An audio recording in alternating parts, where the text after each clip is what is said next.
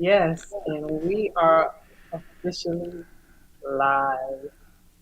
How are you this afternoon or this evening, Ronnie? I am grateful. I am grateful. I'm looking forward to this particular topic. I'm going to do my best with everyone. Their comments and saying how clinical I sound. I'm like, really? I didn't think I was sounding so straight. So I'll definitely work on that. But then again, I think that's part of my makeup. And I guess that's just from studying and reading so much and making sure that I transmit or communicate sometimes intensity or what I feel is an educating moment that I received in my life. So I got some stories to tell. I All think they can right. like this. Well, I look forward to hearing it. And how are you doing? I'm doing well. I'm doing well. Can't complain. Good evening, ladies and gentlemen. Thank you so much for joining us. If you are joining us for the first time, make sure you grant StreamYard access to you so that we can know when you put up a comment. And welcome this evening to the Ronnie and Yasheka's dating discussion. And to continue on with, I think this is our third week, I think it is, with the He Said, She Said Third series. week? Third week? Yes, yes. And today we are talking about a good one. You know, all of them are my good ones. All of them are good, I think. But today we're talking about love and lust. He said, she said. One says love, one says lust, or is it a little bit of both? And so today we are going to be talking about that. And at this moment, we are going to do our infamous countdown. I will see you guys in 30 seconds.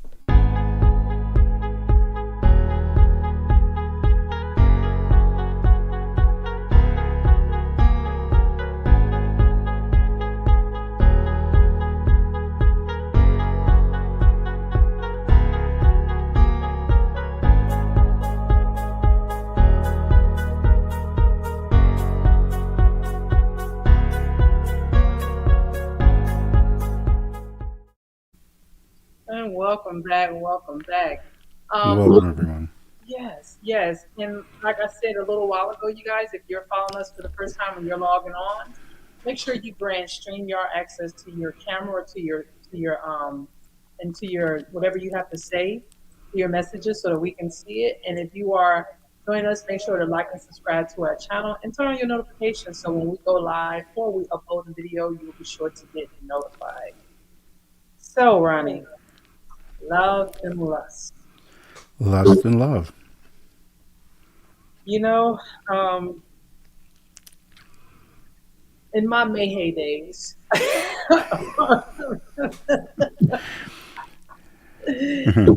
I don't know if it's Mayhay or Mayhem. I'm not really sure what it is, you know, or a little bit of both, but it is so easy, especially when you're, I won't even say young, but I can't help but to say when I'm younger, to confuse love with lust, right?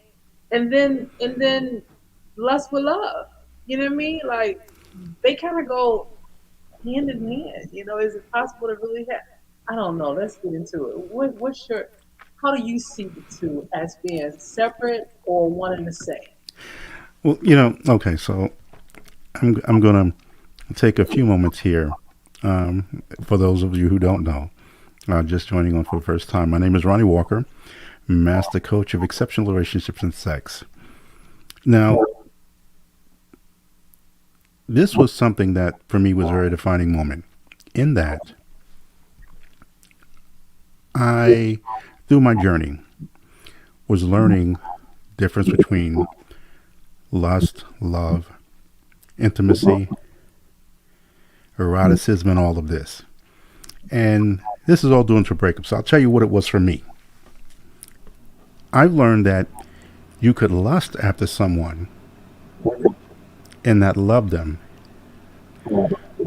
but within love, there is lust. So, with that being said, you could have sex, make love with someone for hours on end, and still get up and in no way, shape, or form connected with that person because we're dealing pretty much with a sex. I mean, just the sexual part of it.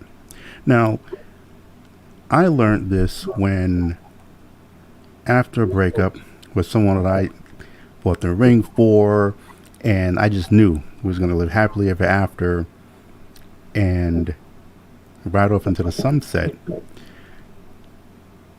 I, like many men of that generation, was taught that, okay, if this didn't work out, there's many more fish in the sea. And they didn't say choose one, choose them all. And so Ron went on a spree. Okay, went on a spree. Now, to go into more intimate details concerning all of that, then you'd have to show sign up. Here's a shameless plug into our Patreon page where me and Yashika will really go into those kind of stories. But just take it to say that I really went out there and enjoyed myself with an immense amount of women safely, Hmm. consensually. Let me make this clear and age appropriate. Make sure this is clear as well. But I remember a number of times, even after what I thought was an incredible evening with someone, I was still thinking of my ex. Hmm. So I realized that at this particular this woman here, a lot of lust. You know, she was a great, wonderful person, but I just knew that it was really just lust. Hmm. There was no love. I wasn't too much concerned about what she did in her life and where she was going in life or things of this nature. I was there to satisfy a need. She was there to satisfy a need. We felt with desire, and we went at it.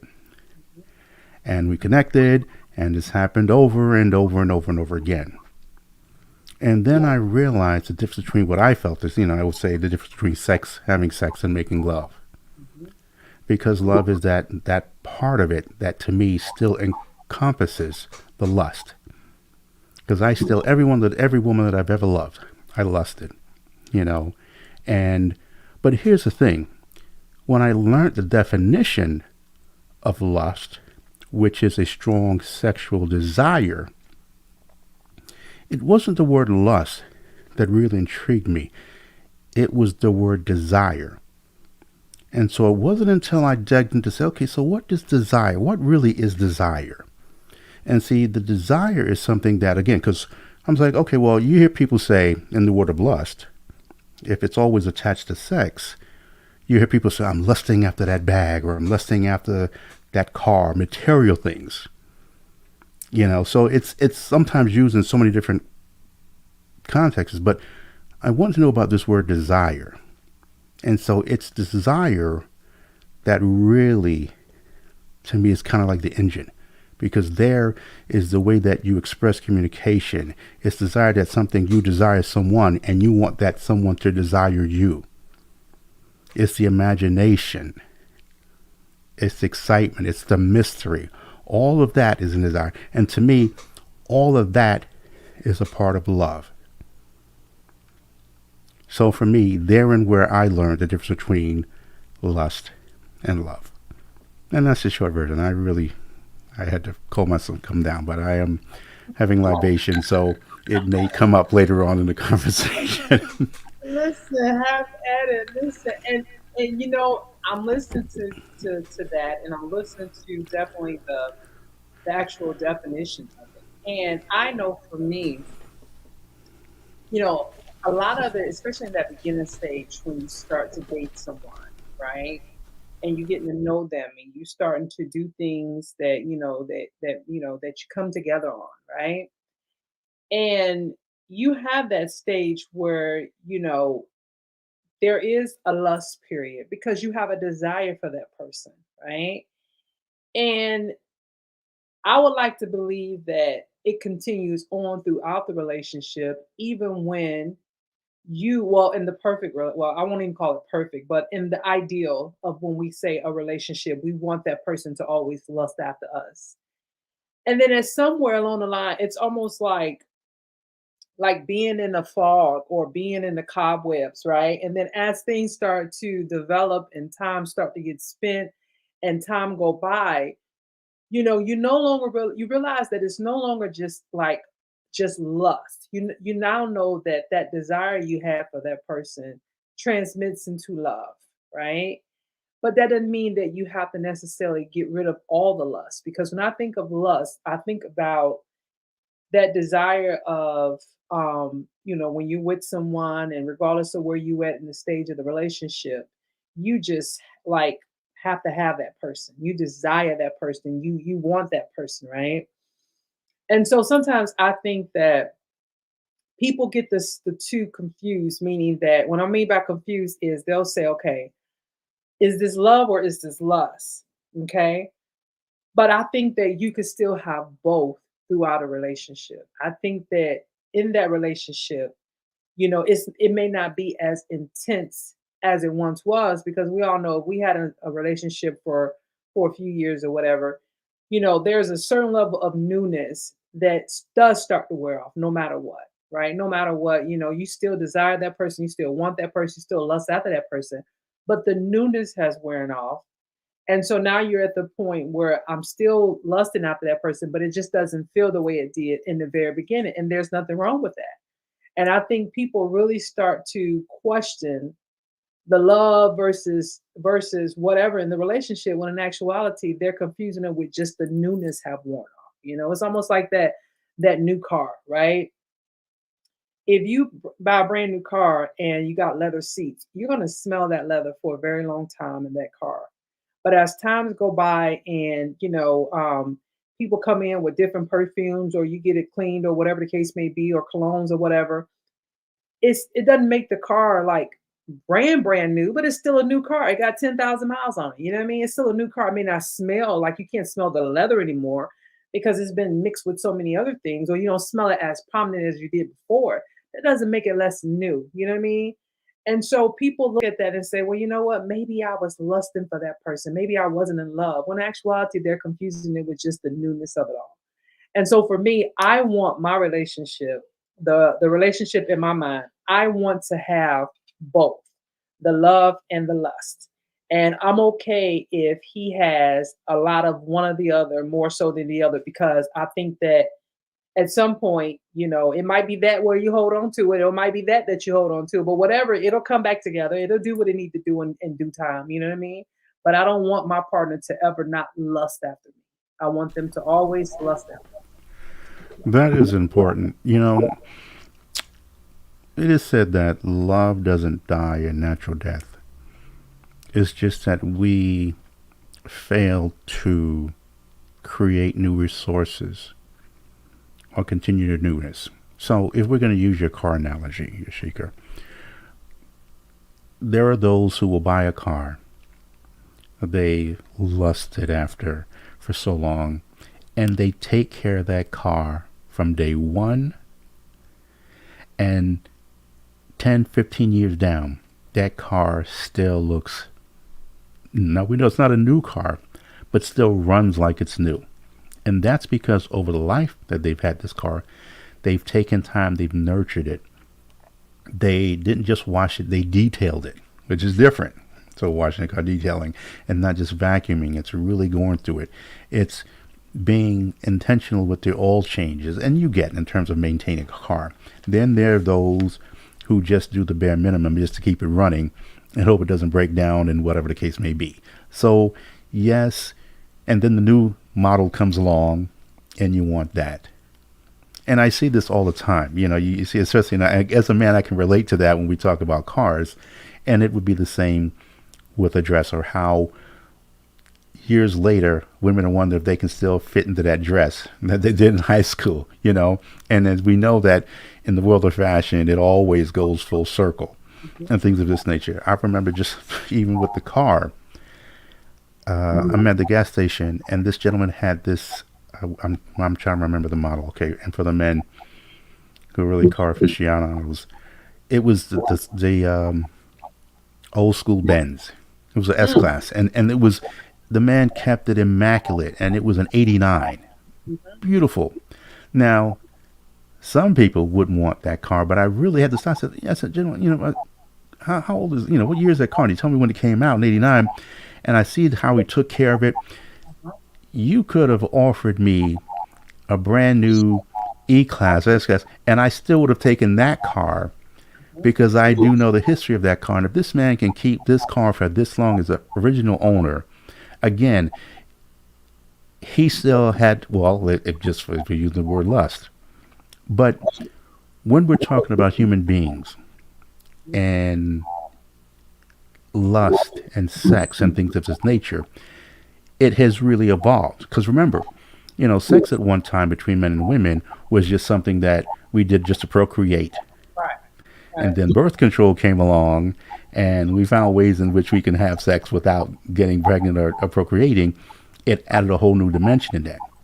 And then you add love into the mix, and then the desire is different because lust was something that, again, it was just purely animal, where we just went at it because, you know, Yasheka lusts after me, I live so seek her. She would make look like we would have great kids together, and this is what it is. Now we have a little bit more thought about this. Okay, I can still lust after you. Okay, we don't want any kids, but do I really care who she is and what she's going on in life? No, we still do it anyway. Love adds another component. So I agree with you. Love to me is very, very important. And I do believe, and I believe this is what you're communicating, lust must stay a part of the love. It must stay apart. Or else I can assure you, at least in my belief, the love will surely have a natural death if I don't if we don't create that continued desire for each other. Yeah, and I think that for the most part, most people want them both. But then the flip side of that is, and I will venture to say, yeah, when I say most, I mean generally speaking, everybody wants that part. They want someone to love them and lust for them at the same time. But then the other side of that is the opposite of it. When is it that that part where you thought that you love someone, but in actuality you still lust for that person? And even that, I believe the dynamics start to be questionable because, in my opinion, love looks differently for everybody. Just like parenting and just like, whatever, success, whatever. It looks different for everyone. And so if we take that theory and apply it to love, right? To someone else, it could very well look like this as opposed to that. You know, you lust after that person and they say, well, I don't know, I think I want to use the word infatuated, right? Infatuated, they lusted for that person. Well, maybe that's how your love looks. You understand what I'm saying? To me, like, I don't think that we explore that enough because we almost have to have this definition where if I'm not feeling this way about a person, or if it's not this, then it must not be that. When in actuality, everything looks different for everybody. One person's definition of love may just be, I buy, I'll take care of the household, 110%. You don't have to do this. And that's how I express my love. Someone else's love may look like, we split everything down the middle, but then, whatever. I mean, everybody's love is different. Everybody shows love differently. You know what I mean? I was having a conversation this weekend, as a matter of fact, with a family member of mine. And that was something that was said to me when I asked the question about, what do they do for the household? And they told me, they said, you know, that person was raised in a certain family. And so because of that, the way that they handle their family, their family that they have now, is kind of reflective of the way that that they were raised. And so, and then they were telling me that for them, they enjoy that part because it's a very traditional sense. But then there's the part of them where they want that tradition, but then they also want it more modernized. Like, this is tradition, but I need you to have this fun part, or what I define as that fun part of relationship too. So for them, that love looked a very, very and the way they saw their parents. But then for this person, it needed to look this way. And so what I suggest is that they find a happy median. You know what I mean? To say, well, we're going to still keep this tradition, but then maybe we need to do this like this and find that happy medium for the both. So I just think that when it comes to lust, sometimes people say, well, I don't think I was really, in love with that person. I don't think it was really this. I think it was more of that. And then sometimes I would just venture to say, or should I say, I would challenge them to look at it from the perspective of, have you clearly defined what your love looks like anyway?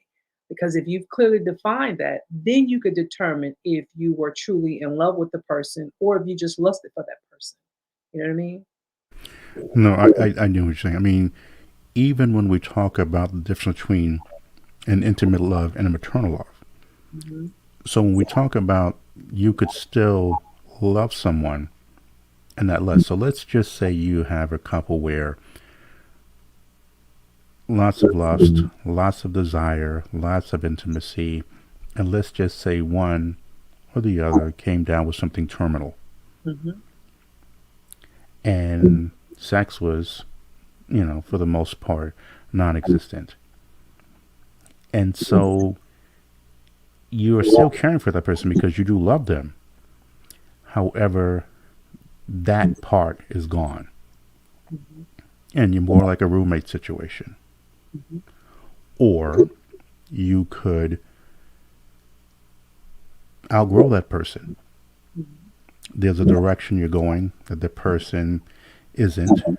And those things then happen where the love really isn't there. The lust is still there, but the love is not there. Or you may like the person a lot. It's very, very interesting. And this is something that as I talk to people all over the place, and then I says, okay, well, even before when I went into this space, I learned that I had to work on me first. What does Ronnie Walker Right. define as love? What has to happen in order for me to feel love from a Hmm. woman? How must she sound? How must she act? What direction? And I know, um, what must she even look like? When people go into this whole shallow, like, no, no, attraction plays a huge part in this. So I know for me, what's very attractive to me and creates the desire is seeing a woman in her happy place. So if she's doing something that she loved and has always wanted to do, and to see, so let's just say she's teaching, or it could be a coach. Hmm. For me to sit in that audience or peek in her classroom or see her in her space, Hmm. educating the masses, to me that creates a desire. That turns me on. You know, the things that in the imagination that starts stirring, that what's going to happen after, she finishes what she's doing. You know, um, and love. Knowing that, support is very important to me. Support is very important to me. And of course, passion and intimacy and eroticism and all of that is still very important to me in the space of love. And I can go down a whole list of things that we know, we all say, the sense of humor and the loyalty and things of this nature. But I always say, just as you said, I tell people, know who you are. Know who you are. Take it. I mean, really do some self work on you. Do some self work. Your self esteem, and I can assure you, it'll better help distinct between lust and love. Hmm. And so that's what I talk about often. So no, I think that's important. And as we grow, how does that fit into the relationship moving forward? But I knew I had to start from me and what it Right. looks like for me. Yeah. And that's true because I know for me, I have to define um what things look like for me. And for I mean, there's no way around it. There's no shortcuts. Like I want to whoever I'm in relationships with, I want to lust for them and I want to love on them and I want the same for them to me. You know what I mean? And it doesn't mean that there's not going to be other things that come up, right? But at the end of the day, I think it's almost like I think for me, I associate, and I think many people, and again, I always speak from more of a me perspective because when you hear different perspectives from different people, you're not clear about what you think. So I speak about what I feel because then that way I know that that's how I feel. That's not me being influenced by counseling or coaching other people or talking with other people. But I think that for me, I look at it from the perspective of if he if he lusts me, then he's attracted to me, right? And so I see those two as one and the same. You know what I mean? Like, and I think some people will see it differently, because attraction, because I just can't see how someone can let's pull them apart, attraction and lust, right? I can't see how someone could lust for me if they're not attracted to me. You know what I mean? And so I feel like it has to be one and the same. It has to be that attraction and that lust because if you're not attracted, then you'll be like, I really don't want her. You know what I mean? Like, you know. But if they have one and the same, then they can be attracted. Now, this isn't to say that they can't be attracted to me and not lust me. I'm not saying that. But in order to lust me, they need to be attracted to me first. That's the Well, difference. well, if you look at again, going back to the definition of lust, it's a strong sexual desire. So, whereas you may say attraction, the other one says desire. Mhm. So, knowing yourself and knowing what you desire. And here's the other thing, you know, just changing the question is important. I'm trying to remember where I saw this, and I know where when we're thinking that someone else turns us on as opposed to knowing what turns us on. Even when we're talking about sex, so many people put the onus on the other person when you really need to know first what you need to do to get yours. And it will be the same with desire. My desire is turned on when she does this, Mhm. not when she does this, I'm turned on. Right. So you pretty much, and you're putting the power within yourself. Mhm. You're in control of this. And so when we talk about attraction, yes, because again, attraction is something for as we talk about, one person, big hips, another one, full lips, another one, breasts, things of this nature. But again, another person can see that and they want the complete opposite. But again, even with that being the case, physically, she opens her mouth and it's a total, now he's turning himself off because knowing what turns him on is not what she's displaying. So again, I don't want to again. I don't want to get too clinical in this space, but I know for me, I'm very clear on what I need to see, I need to hear um, to turn my desire on Mhm. for someone. And again, the lust is a very important component for me. Desire, imagination, the passion, eroticism. For Ronnie Walker, and we're speaking for me, plays a big part in that. And that is definitely part of the discussion in the dating space. Yeah. Those questions, in whatever form, be it the first, second date, third, whatever date it's going to be, those are going to be discovered because I know what I'm looking for, Mhm. and I believe with all these years of study, and knowing myself, not just study, just what's out there, academically, but within myself, studying myself, I know the tools that is needed for me to feel the way I want Yeah. to feel desired, and being able to effectively communicate that to the opposite sex. And I think, like you said, that's why I think a lot of second and third dates don't happen, or, because they want to give it that first date, right? And then that second date, you're like, I didn't feel it on the first day, but just to make sure, I'm gonna do a second date, and then you're like, well, maybe they don't reach me in my woman parts. Like maybe I don't feel it deep down, but maybe they'll get me here.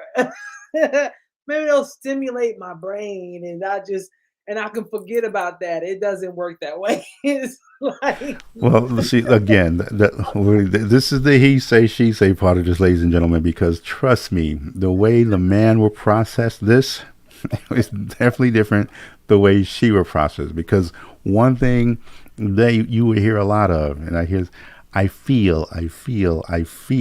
telling you, it has And to be men, it's not that men don't feel, it's just that there's some sort form of logic in the way we reason these things, because we're thinking of return on investment. Okay, now, was this $100 date, $200 date, whatever the amount is, did I get what I felt that come from? And we're not talking about, and then two, see, we're not even going to go forward with asking for a date unless there's some desire there. I can promise you that. If there's no desire, a man isn't spending a damn thing if there isn't some. So I can assure you, ladies, again, a man is not going to waste he'll waste his time, but waste his money for a woman he's not attracted to. I can assure you, lust, desire, something is in there, or the thing's not going to move forward. Now, when we're talking about the second date, well, then this is when he's processing, not just what he feels. Okay, he really is going to sit down and make a list mentally of the return on that investment of time and money.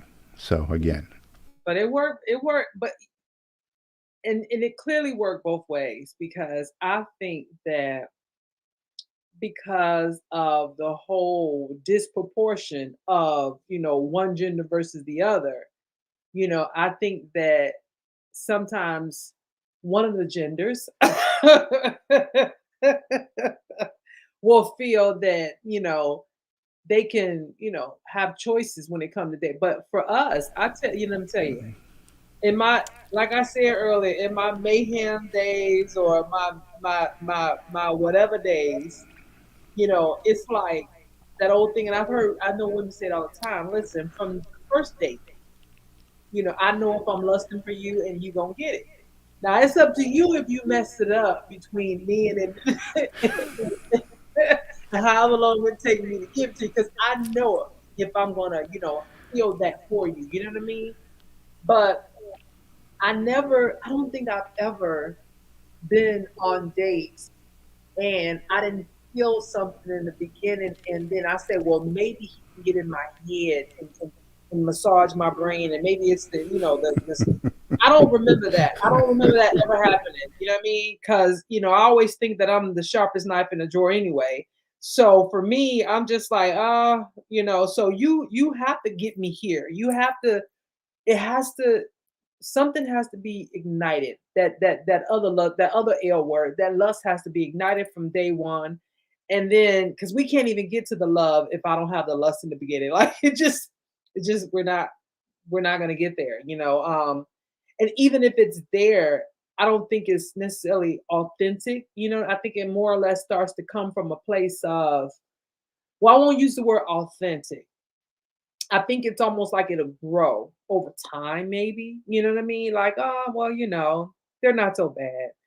So you kind of develop it. But I think in a perfect world, many people want to feel that from the beginning, right? We don't always get it, but I think that's our desire, is to get it from the beginning. You want to know, like, and I blame it on television. You know what I mean? I blame it on us watching these lustful scenes on television where a man slams a woman against the wall, and they kissing and all this kind of stuff, and like we blame that shit on television because I'm like, does that happen in real? I mean, it does happen in real life, but it doesn't happen all the time in real life. And so you're kind of living that life of hoping that you get that L word, that lust word, because you're like, if I get this, oh my God, it's just so mind blowing, and then everything else will come later. But no, you are 100% correct, and I think there should be more men and women really holding TV or just media in general accountable to that. When I say media, that means music as well, because it's so funny as you listen to the music in the 50s and the 60s, the 70s and the 80s. And I remember, when I was a DJ in the 80s and early 90s. I was in the 90s, like either way. And the songs that we would play, you know, and we're very intentional, with this. And men are very intentional when we know that if we want to do a certain thing or we want to communicate a certain, instead of just saying it, we want to play this song and then in her mind. So we're trying to get into the woman's mind and saying, oh, it's so sweet. He played the song and it's forever, and, imprinted on my brain. But it's interesting. It's interesting. I had a thought here, and it was a very good thought, Yasheka. Oh You my remind goodness. me about mixtapes when we used to mixtape Yeah, our. well, well, even those days, I remember. Okay, I'm guilty of that too. Yes, making cassette tapes. Okay, that's how far back Well, let me I tell you go. how I feel about Cassette tapes and giving it to her, and had all the love songs, because it was all about creating or intensifying the lust. Okay, through using Babyface or Teddy Pendergrass or the Isley Brothers. yeah, Oh, I know what it was, and it was about media, because it gave us so many different signals, and it gave women different signals that it gave men, because see, women had what we now we call it the Hallmark Channel, but it gave you all those type of princess in the sky situations, and men, we had nothing. We were just in there. Listen, you're either going to go to marry her or you just want to sleep with her, and there was no in between. And women, and so this is again to your point, what we're talking about, when men and women mix up the love and the lust, hmm because there are many times when it really is just lust, and we think it's love, or maybe she felt his love on her part, but for him, it's just lust. yeah, So the more we look into ourselves and know who we are, and measure our growth from where we were when we were 18 or in our 20s and 30s until now, it's important. And I'll be honest with you, ladies and gentlemen, when I did that deep dive of myself, and I thought about the things that I did, I'm like, well, damn, man, Ronnie, you was brother, again, and that will be in a book coming in the future. That will delve more into that. But with that being the case, getting back to the subject, Yasheka, I truly believe that a defining moment for me was learning the difference between love and lust. hmm, Because lust is a great thing, but love is, to me, even greater, as it plays a part in that. yeah. I've heard people say that in relationships, they'll say, "Well, what if that goes away?" And and it's not really that part anymore, the physical aspect. I'm like, then we're gonna have to phone a friend. Like, I just can't even imagine. I can't even, like, I mean, and I know stuff happens because it could be me that it goes that way first, right? But for the most part, though, I'm looking at it like, but it has to be, I guess, solid. I don't know. I don't know. I I don't know. I don't know. I just can't imagine. I guess I'm literally tongue twisting on it because I couldn't even imagine. I could not imagine being, because you can build it on that, but I'm like, we have had to have had a connection from that beginning, a strong connection from that beginning in the lust part, and then you see them through everything else. Because I guess I would want somebody to see me through it too, right? But if it's like that from the beginning, like from the very beginning, I guess it would depends on what that person holds value in. You know what I mean? What they hold value in. Like some people, it's just not about that. It's about all the other things. Yeah, I'm speechless because I mean, there's so much that I want to say. Mm, okay. Okay. Well, I mean, again, we want to be intentional about whichever direction that we're going.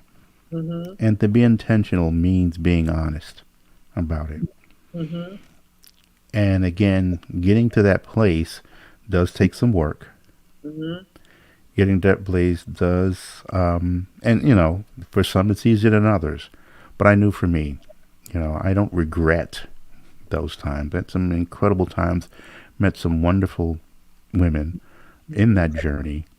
And with that being the case, once I was able to differentiate the two, Mhm. I felt in a better place. I Right. was really, really in a good place knowing that. And it helped me in my vetting in the Mhm. future relationships that I had prior to that because I was able to say, oh, yep, that's lust. Love has got nothing to do with this particular situation or having a conversation and realizing, okay, this part, no, we're not compatible here, but damn, she's fine. You just want, so again, at that point, you decide how you want to move. And it's the same thing with women. I mean, I tell men all the time, you'd be surprised of how direct women can be. We all like to think that women are always talking about the love, and like no, sometimes it's just purely lust too, and they have no problem letting you know. And if not, then you don't feel it. Keep it moving. It was real, and so that was all part of that journey as well. But again, it's knowing yourself. And I think people will cover that stuff up, especially women of a certain age, will cover that Yeah, stuff up yeah, that's true. for fear That's of true. being judged, because a lot of us, we're not so antiquated. I won't even say antiquated. That's not the word I want to use, but we're not in that mindset of, well, maybe the way it was back in, your grandmother's days where it was just about, the hardworking man and nothing else mattered, right? We're like, well, it shouldn't be or. Why can't we have an and? Why can't we have, this and that? Why does it have to be we only can choose one of the two and then we have to forego one of them? You know what I mean? Like, No, that yeah, I agree. That's something that drives me crazy. Even no matter what we're talking about, people are like, "Well, it's either this or that." Not always. No, I yeah, agree with you. yeah, it should be and I think that women are I see even as I've been in, been around, for my little 48 years, I've seen the change in what women say out loud versus what we used to say out loud. And there were a few brave women I remember back, and I won't even call them brave, but just little women that was a little bit more, it was acceptable, like your Dr. Ruths and that, them back then that was just, huge. And she was like the only one that was openly talking about sex and things like that. And I so people remember. accepted that. People's like, okay, well, she's talking about it, she's giving us that little nudge. And but for the most part, though, I think in certain cultures, it's always been one of those things where it was a little bit more open because I never understood how the book that came out a couple of years ago, when you talk about lust, the book that came out a couple years ago, where they ended up making a trilogy to it. I won't mention the name. I couldn't understand why it got such rave reviews. When it was the number with the color. You know what I mean? And I didn't understand why I got so blowed up because it was so many other people that were talking about the lust and the love, especially the what I call I know the the movie you're talking about. I believe I yeah, know. yeah, Yeah. yeah. I didn't understand that because when you read certain books, like your oh God, what is the one? I can't think of her name right now, but she was very popular in our community where she was talking. She had a pseudonym. She went by a pseudonym, and so she talked very eroticism and lust and all that. So when this other book came out, I didn't understand what was the big difference. I was like, this has been, but I guess it depends on the demographics. Like, I guess certain people or certain cultures wasn't used to it being talked about. Whereas that I know that the way I grew up north, we talked about stuff like that. And as I got older and I started to understand life a little bit better, it was like it wasn't even a subject that was off limits. You know what I mean? Like I remember, the women in my family having conversations like that, starting with my grandmother or whatever. I just don't remember us having, couldn't do certain things or couldn't say certain things. Yeah, I don't know. I just can understand it how they get so yeah. Well, that's interesting. I mean, also too, when you think about it, religion has played a huge part in this conversation or the lack thereof. Based on how someone was brought up. They even mention the word lust. Because of course, when you're talking lust, and chances are you're dealing with fornication, and you didn't hear the word lust in the form of love or marriage. So religion played a huge part in a lot of these conversations that we're not, that weren't had back then that we are having now. If you were so fortunate as to have a family that was able to discuss that, kudos to you. However, there were many men and women, especially women, and especially black women, that were not allowed to delve down that road. Because remember, if we're talking about our great grandmothers and our grandmothers, I mean, we talked about sex, it was about having children and procreating. So again, I'm trying to remember the year when we're talking about birth control, when that came along, 68, 60, I mean, all of that, 65, I can remember the year, that took on a whole new meaning. And then with the expression or self, free love and all of these things that came about, then you had these kind of conversations. And the hedonist type of lifestyle that many that now held. You can go into any number of groups on any particular type of platform and and so it's interesting. It really is interesting, and it's even as there are platforms or even shows that I've been on that are of the spiritual nature that are now talking about this. They often talk about how they couldn't talk about this 20, 30 years ago. Mhm. So it's a conversation I believe we need to continue to have. Mhm. I don't believe lust is a bad word, Mhm. whereas in certain circles, it's never to be mentioned. Mhm. So again, it plays a part in love.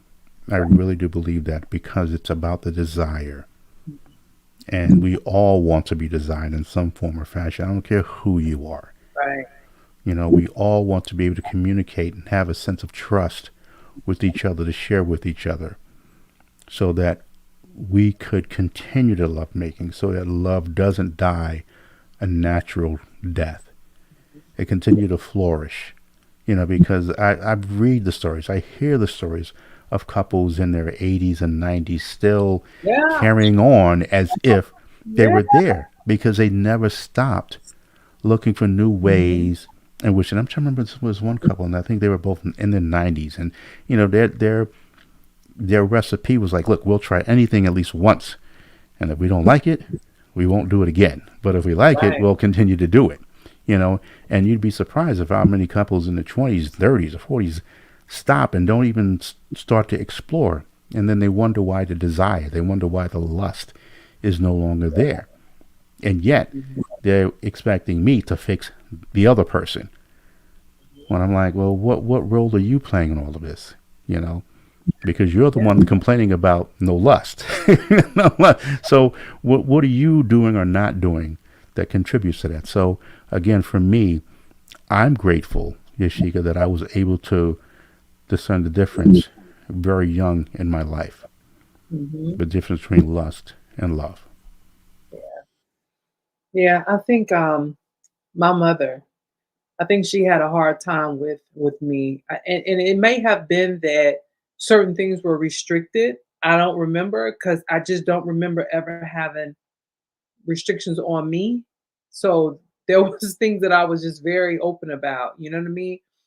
But I was. I'm gonna say this before we. I was watching this show on TV the other day, and it was a reality show, and it was really weird how one of the partners, and I won't say which gender, saw their spouse as I do this and I do that, and you're my spouse and I'm your spouse. So when it came to exploring things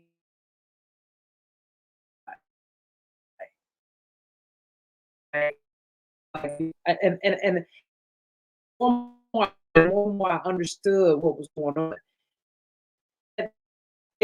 the relationship as this I supposed to do the way I found this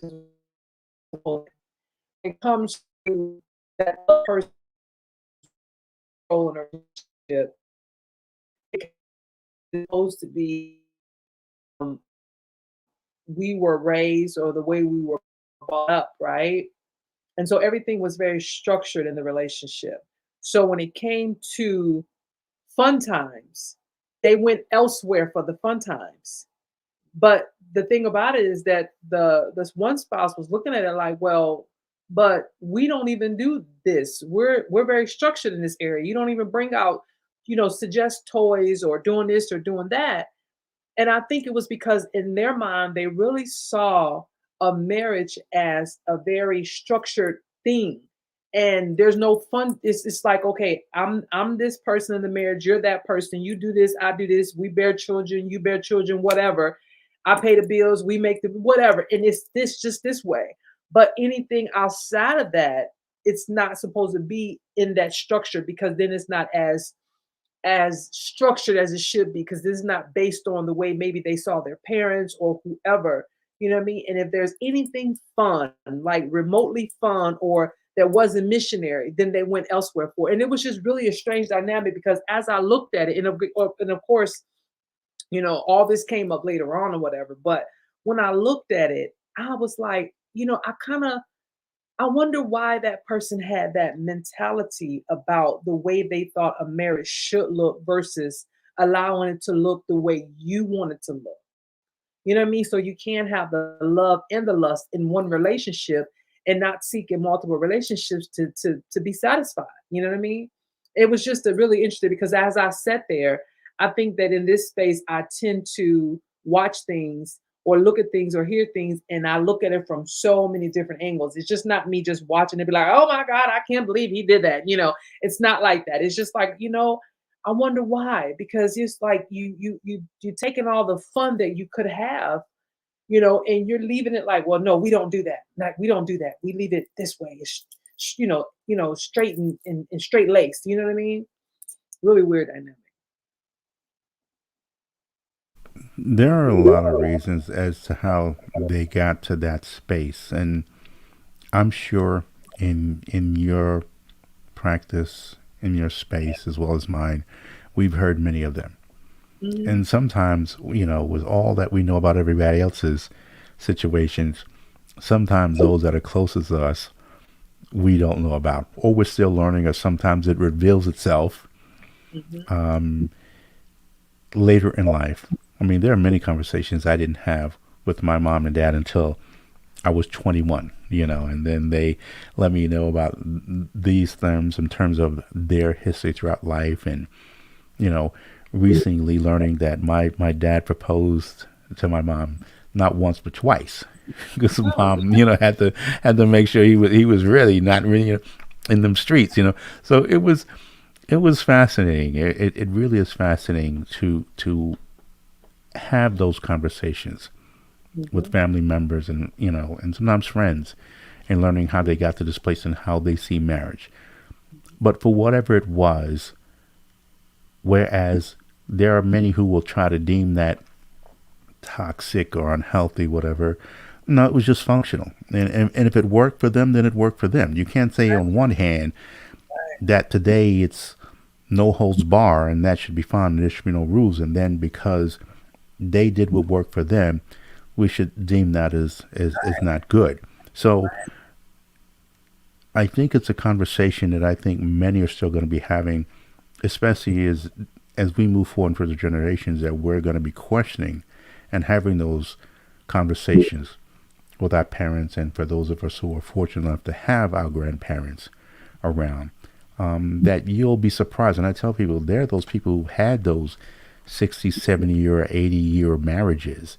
And whereas we like to think, oh, he couldn't leave or she couldn't leave because, no, she was happy. I've spoken to these couples, Yeah. and to them, today is the one who is the young ones today who's got it all wrong. So again, you couldn't tell her or him there still isn't lust, or there wasn't lust back then. But then there are those, like you said, fun was a different. They put it in a different space. So it's interesting, and I think it's a conversation that we will continue to have as we talk about the space and the many dynamics of relationships moving forward. Absolutely. It's always fun to talk about love. Then it's even fun to talk about lust. And when you put them both in a sentence, it's just an amazing time. Um, because yeah, I just we I and of course as we close and we have this segment come to an end, I think that that's something that we really want to make our audience clear about is that you have to figure out what defines it for you. And it's okay to have both, right? And if that's what defines it for you, then that's what defines it for you. And you can't let anyone else tell you, well, if this is happening, then it can't be this, or if that happened, then it can't be that. Because personally, I want someone to lust and love after me. You know what I mean? And if they happen to get to the lust first, then that's kind of expected, right? Because you just don't fall in love. I mean, it happens, it does happen on rare occasions, but for the most part, you don't just fall in love on day two. You know what I mean? You get through all the other things first and then you fall in love. So that part may look different. So when people say, well, I think it was lust and not love, that's because you're going through the phases just like anything else, because you don't just fall in love with the person on day two. I mean, you can't, right? You're going through the phases and the newness is wearing off. Now you're getting to the good stuff. You know what I mean? You're getting to that good part of it that you say, okay, but I'm still with this person, right? I'm still, and why am I with this person? Because now I realize that I was attracted to them because of the love, lust, in the whatever. But now the newness is wearing off like that new car, and now we're getting to the good stuff. Now I'm still here because now I realize I do love this person, and it's not just about the lust part of it. So that's, yeah, that's my little two spin, a little spiel. Okay, I'm digging that. I'm digging that. I'm digging that. And as we close, I just want to remind everyone that as you see, um, we're really trying to keep this as commercial free as possible. I am in the space of working on some sponsorships, but we have a Patreon page that you can contribute to. You also see the Cash App if it's just supporting a cup of coffee or what you feel that you want to uh, donate to the platform itself, that we can keep it commercial free. And also, you can go to datingdiscussions.com. That's datingdiscussions.com. And there you'll get more background information of Yasheka and myself, as well as if you feel that you would need some coaching from Yasheka or I, or from us both. You can reach out to us. You can also reach out to Instagram at Yasheka and Ronnie, as well as, I just lost my thought. We have a Facebook page, a Facebook group, Ronnie and Yasheka, Dating Discussions, and RonnieandYasheka at gmail.com for your thoughts, constructive criticisms, and contributions that you feel that you'd like us to talk about. So again, we are experienced. We are passionate about what we do, and we believe that we believe in lust and we believe in love. So if that is something that you feel that you would like more of, if it's so lacking in your relationship, we'd be more than happy to discuss that with you. So is there anything you'd like to say as we take a bow, Yasheka? No, that's it. I think this is the subject that we can always talk about forever. And I think next week we kind of got something similar. So it will definitely continue. And we'll reference this video as a little bit of extra. So yeah, yeah, absolutely. Yes, and also too, we will be broadcasting from a different location next week. We're also planning to put some secret material together. So look forward to that coming forward next week. So it's great. I'm looking forward to it. And again, Yasheka, thank you for the time and your thoughts, and as always, your intensity when we're talking about a subject. And I appreciate you, just so Yes. that you know that in front of everybody here. Thank you so much, Ronnie. I appreciate you. And that is it. It is a wrap, and you have a good night. Right? Have a good night, everybody. Bye bye.